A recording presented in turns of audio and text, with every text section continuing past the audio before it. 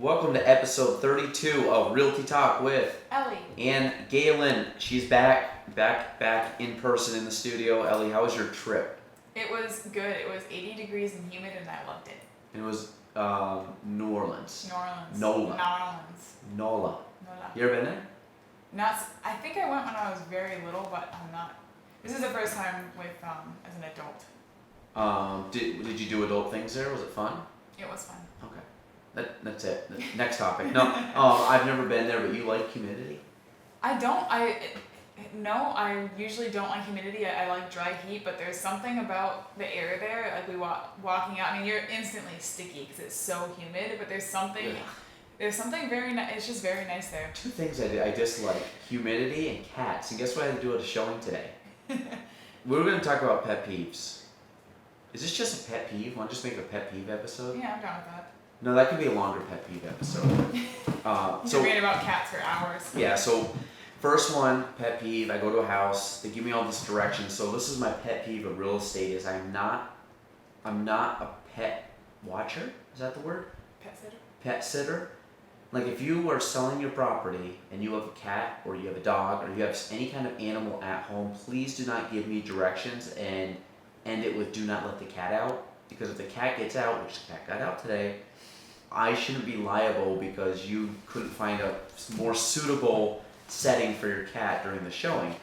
This is what happened. They said that don't let the cat out. Well, come to find out there's two cats. Come to find out the lockbox didn't close when I shut the door. So the darn cat at one point jumped up, he jumped on the counter, jumped down and knocked the door open, then jumped through the ripped screen door in the other door because the cat already Escape artist. jumped out and went out. Now luckily he didn't run away, but I had to do one of the most where nightmares are made. I had to pick the cat up and put it back inside.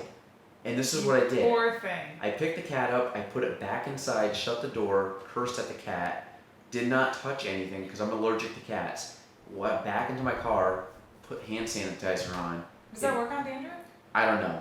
It was much better than just not doing it. So I don't like cats. And They're notoriously dirty animals. And what did the cat do the entire time? Knows I'm allergic to it, so just kept rolling and rubbing its back on me and It thinks everything you else. like it because you're ignoring it. That's cat signal for come love me. You don't know. Cats are anymore. pricks. So that was it. But sorry, keep going about your trip. So humidity and cats don't like, but There were. I don't. you said it was humid out, and I said I hated that, and I hated cats, and There now we're weren't back any here. cats. I saw one cat and I thought it was dead, but it wasn't. Darn it. All right. Story. It was just relaxing in the sun. So what was your favorite part about the trip? The music.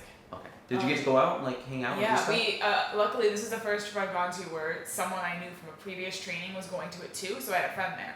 So we went out every night, like not out, but like just wandered and like Had checked out all the dinner and stores stuff. and had dinner and like there was always so much music.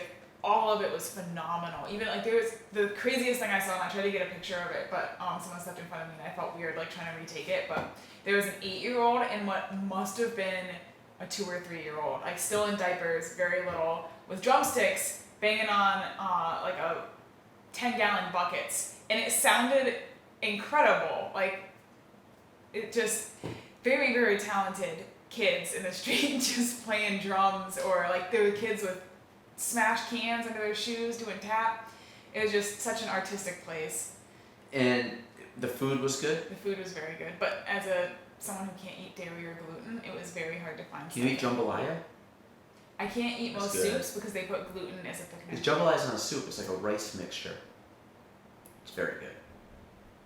I'm thinking of gumbo. I didn't have Gumbo, I think, has that. Gumbo is very soupy. I had a lot of catfish and it was I also Is it- tried oysters for the first time and I liked them. Oysters, I was delicious. surprised. I thought they look like tongues. They look just like They're tongues. they're gross. They're like a yeah. But they're delicious. Yeah, I want more. they're good. What was the other one? Oh, catfish. Catfish is like a gamey kind of fish. It's like isn't it like a bottom feeder, and it's kind of like a darker, like, kind of has like a distinct taste to it. It did have a very distinct taste to it. It wasn't fishy. No. Um, No, it's more like a. Maybe it's I'm like totally if wrong. I thought it was more. venison was a fish. Yeah, I thought it was more Yeah. like a gamey fish. It had like a more like a. Wild taste to it. Yeah, Yeah, that's good. It was very description. good. It was super like. It might have just been the place we got it because we went back there twice because I really liked the catfish. But it was so tender that it just like crumbled all Were you over gonna the say moist? No, it wasn't moist. Okay. You just wanted to say Tender. moist. I didn't want you to say it. But yeah, it was a good trip. I didn't get much done though. All right, and Ellie, what was our big? You're doing very well at this, and this is a new thing for you. But what's your new position? On what board? Oh, The one from last night. I'm on the ADKRP board. I don't have a position though. I'm just board member. Oh, well, you're on the board. I'm a But non-positioning. how many people did you sign up last night? 4, but it would have been 6, but we didn't have our card reader. So I'm That's counting good though 6. for one night. Very, very good. I think if the membership on that can, I think the goal, what is it right now? Members 30 something. That number should double by the end of the I year. think so. We have gotten a lot of traction, and the last few events have been amazing. Yeah, last night Just was so fun. much fun. Very yeah. fun. Shout out to Iris's doing Yeah. it up. Yeah. Shout out to Dalen being a bartender, giving me some Java teenies, which are very good. What is that coffee teeny? It's basically like Kahlua martini. It's phenomenal. But there's like a coffee. It's like caffeine and Kahluas and whatever. So there's probably a little bit of like espresso in there. Very nice. Sounds good. So anyway, go get those. Forgot my card. Oh yeah, because he takes them. Mm-hmm. I Opened almost it. did too. Yeah. Forgot my card. Text Meg. Meg picked my card up, and then she also texted me this morning to Snapchat and says, "Wait till you see your bank statement." But he said it creepily after another text. She goes, "Oh yeah, wait till you see your statement." So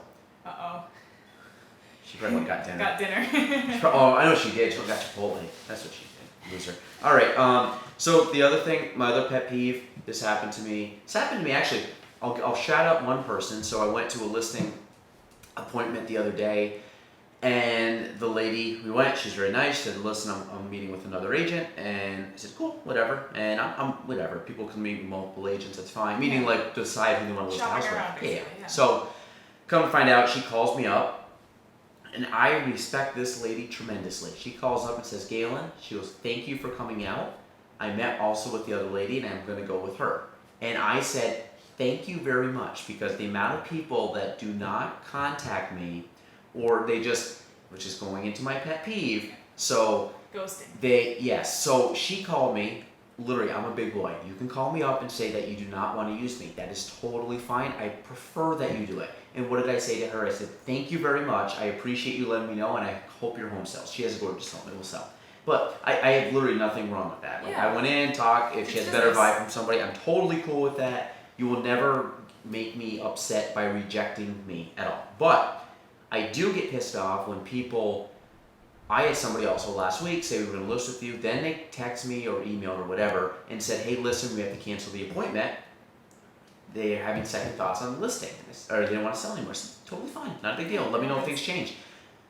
A week later, they listed with another agent. So my thing is, don't lie to me and say they're thinking that changing and then you go with another agent. I've had other people too that have worked, and I'm following up with them. All of a sudden I see they come through the MLS buying home with another agent. Pick up your phone and call me or text me or whatever and say, "Listen, Galen, I'm working with somebody different. I don't want to use you," whatever. It saves me time. And at the end of the day, And you bug them less because you're not going to be following. well, it's the same thing. Like, I will not contact you about this ever again if you just tell me that you're using somebody different. But if you don't, I'm under the assumption that I'm still in the point where you still want me to contact you. So just like be the bigger person, really not be a bigger person. Like just be an adult and just say, "Hey, listen." I've done that with people plenty of times. If I'm not going to use them, be like, "Hey, listen, I'm going to use somebody else. It is what it is." For whatever reason, tell the reason. Because I'm like, if you're a business, you got to be able to face rejection. Absolutely. I faced rejection for this is 9 years worth of it. I'm fine. Like it's very tough to get under my skin. Like it really is not. Like little stuff like this does though, because I'm like, You cried yourself to sleep all night. Yes, I definitely did. No, to be honest, I got over it about 2 seconds later because I had other stuff to worry about. But it's the idea that like, just be courteous and say you're using somebody else. And I've had people do that, which is great. I had a girl earlier this year. Same exact scenario where it was me, another agent, she went with the other agent, totally fine. And guess what she did? She called or called or text, but it was like within an appropriate time frame, and she was honest and said, "This is the reason." I said, "Totally fine." I could care less. I hope it sells. Like it does not, I'm not going to cry myself to sleep. I'm fine. It just allows me to clean up my notes and people that now I can focus on other people. So that is my pet peeve. So anybody listening to this, if you were ever in anything, it's not just real estate, this could be insurance, this could be, yes, if you're using somebody and don't want to use them, don't ghost them. Don't, because guess what? When you buy a home, guess what happens? It becomes public knowledge, and I can see that you bought a home, and I can see who you bought the home with. So you're better off just saying from the start that you're going that route, because then it just makes things less awkward. And yeah, I it doesn't will- matter. It's business. It yeah, happens. yeah, and like I said, I am totally fine. It just saves me more time. And the worst thing is I see you come through and you haven't said. Now, if you come through and you like told me about it, cool. Like I'm happy you bought or sold a home, but it like the lying aspect where you're like legitimately lying and then you list the home and I'm going to see that. Like, so now like I don't know. That's just like a pet peeve of mine. Like just be a grown up and just let someone know that you're not going to use them. Trust me, it will help them out. Second topic, getting the deal done. So this is one of the things we've had. This mostly comes down to when people always talk about real estate and commission and, you know, can you drop your fees and everything else, or how much is it worth? So one thing when I always talk about the commission aspect of it, of any deal, is there's not a standard. Like I'm going on the record, there's not a standard commission. Legally, we cannot say there's a standard commission. If you were to go look at majority of the homes around here, a lot of them are listed at 6%. Again, it's not a standard, but majority of the homes are listed around that price. So you always have people, well, how much do you charge? I fully believe we're worth every penny about what we do. I think at times I should be upping the amount that we charge. But what happens is most people look at real estate and say, well, how come you don't drop your commission? I've heard different lingos or ways people say, if anybody ever wants to drop their commission, it's fine, it's negotiable. Yeah. I always drop it on the co-broke side. So if you want to drop the commission, say 5%, 4%, whatever, that's fine. I'm going to pay out 1%, 2%. Guess what agents don't do? Agents shouldn't be doing this, but they do it, is they will not show your property if you're listed at less than probably 2.5% or 3%. I have never once looked to see what the list. I don't, but what you'd the be co-broke is. I don't, but you'd be surprised. I know for a fact there's agents that do That not show is- property because That is too bad. yes, but really working for their client's best interest. But no, I really think that there's value to it, and I think you got to look at everything that's put in. I think if you have someone that's knowledgeable and knows how to negotiate, knows the market, knows everything, they're worth every penny. Because there's a lot of stuff. Just because you own a home does not mean you know how to sell a home. I don't know how to do my taxes. I don't know how to fix my plumbing. I don't know how to fix my electric. I could learn how to do all that. Is it going to be done as quickly, as efficiently, as with the least amount of headache?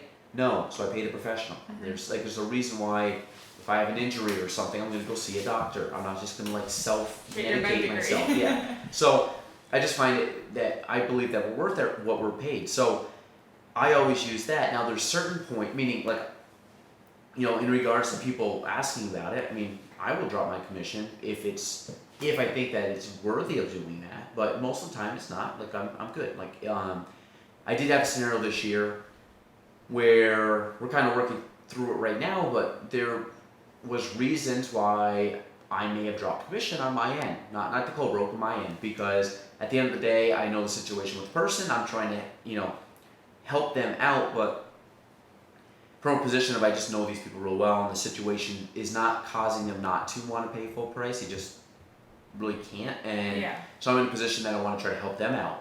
I've also had positions where we've had to put money into a deal to make it close. I had one earlier in the year, was not our mistake. Like I said, I like to take accountability on everything, but at the end of the day, there's things that you have to do to get stuff done, and you know, other people I don't think were stepping up in certain spots, and we ended up, you know, putting money back in the deal to actually close the deal to make sure that the buyer, and actually had to do with the seller. It was a weird scenario with the seller.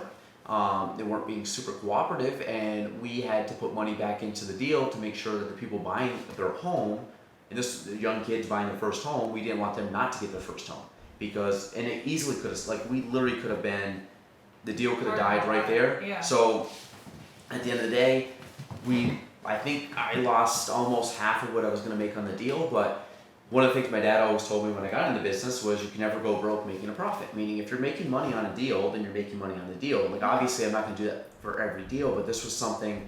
You're helping someone out. Yeah, like my clients screwed something up on their end. Like they have to take accountability on stuff, but this is stuff out of these kids' control that should not have affected them getting a house or not, because they did everything they should have done. So that happened. I had another deal a couple weeks ago. I ended up having, again, stuff I don't believe was our issue. But at the end of the day, like I said, I don't like to point fingers at people, so I ended up paying I paid, I think, 4 nights of a hotel room for a client because shit hit the fan. That was not their fault or their issue. So there's times, like you said, you gotta sometimes not come out on the full end of the spectrum with commission and stuff like that. There's times that you may have to, like I said, put money in the deal to make sure that it does close, to make sure that you help a client out and stuff. And it's just one where you gotta really look at it. If it's not anything that your client did wrong and something's just happening that's out of their control that would stop them from getting the home or something, that's when I step in. If it's something stupid my client did, then no, I'm not gonna. Yeah. Like, you can pay for that because that's on you, 100% on you. But there's times that it's not. And sometimes it falls on other people not stepping up or not being, And sometimes it's just bad luck or bad timing.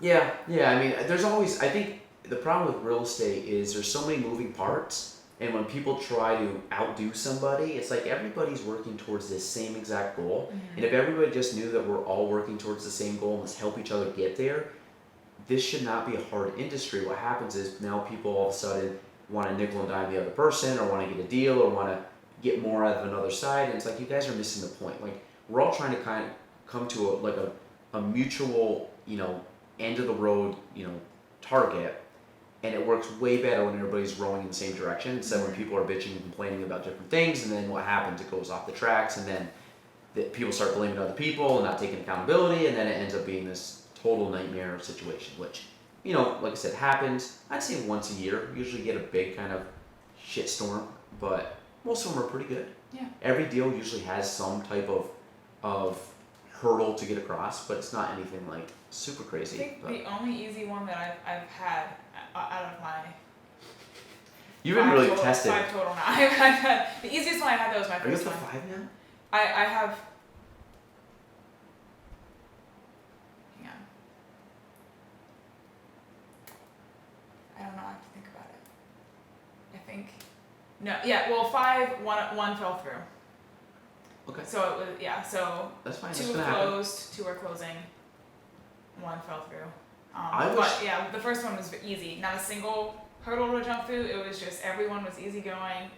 Yeah, that was easy. It was just the best, and it was a jarring experience to learn with the following ones that is Oh, not yeah. normal. So what happens though is when you start doing those kind of deals though, it makes you better because now you're finding solutions. You're finding, like, it really forces you to be a better agent when you start hitting roadblocks. Mhm. Because some of the easiest deals, they're not challenging.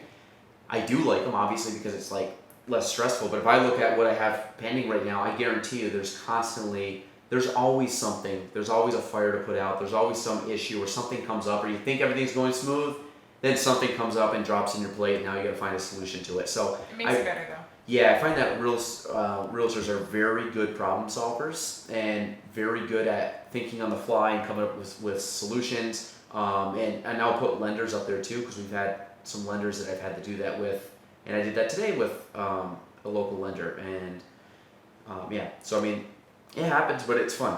Yeah. It's fun when you make stuff happen. So, anything else, Ellie?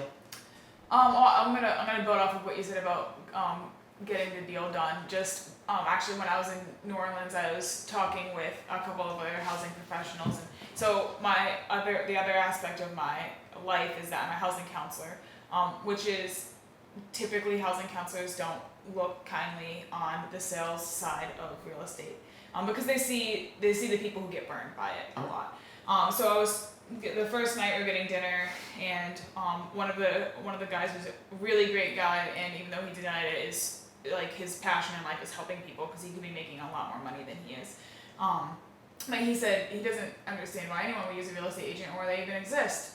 And it's like, well, you think that because you are a housing professional and you probably don't need one. You know all the ins and outs on both sides of the industry. Most people don't. Like, we don't exist. I don't see myself as a salesperson. I see myself as a real estate professional who exists to help a people. consultant. Exactly. Yeah. I'm not here to help you sell your home or I'm not here to sell your home or buy a home for you. I'm here to help you go through that process yourself. I'm here because you don't know. Most people don't know the process of it. They don't know that they have to have a good faith deposit up front. They don't know the little details. How much of money that. out of pocket? Yeah. So it's the little things that, sure, there are people who don't need real estate agents, but most people do, because like you said, with being an electrician or a carpenter, you could learn how to do it all yourself, but you save yourself a lot of stress if you just went to someone who's doing it for a living and knows the ins and outs of it.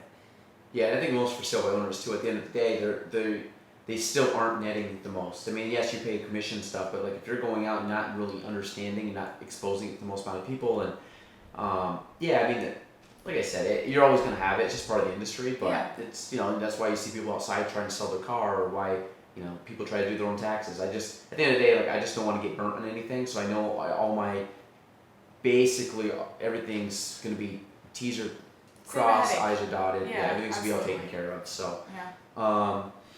office quote.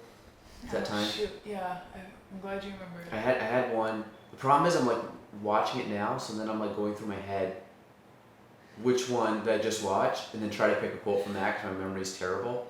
Okay, so try and envision this scene and tell me what it's from. He's crazy. He's happy because he's insane. No. It's when Daryl is feeding the squirrel peanuts, and Michael's like, "That squirrel could have rabies," and Daryl's like, "Look at him, he's so happy." He's like, "He's happy because he's insane." It's after he hits Meredith with his car, and then he says he saved her because it turns out she had rabies. I actually can't do it because Daryl, and I was in the episode where she's with Kelly Kapoor. We did a Kelly Kapoor one on my solo podcast, Ellie, which I ended. It was a very good I think very good. Whatever, it was decent. But then I ended up doing the Kelly Kapoor, which is kind of a weird one.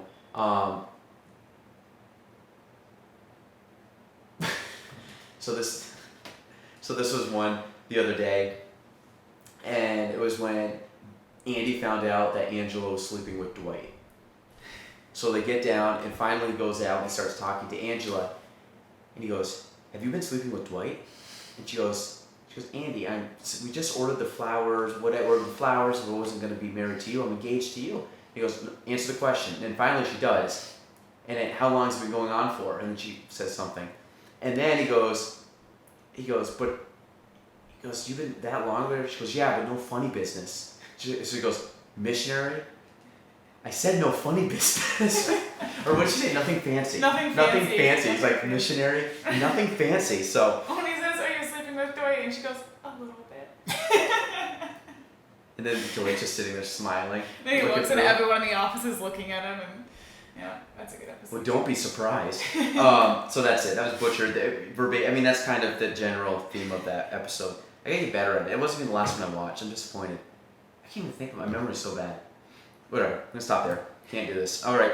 That's episode 32 for Ellie. and myself. That is episode 32. We'll see you next week, folks.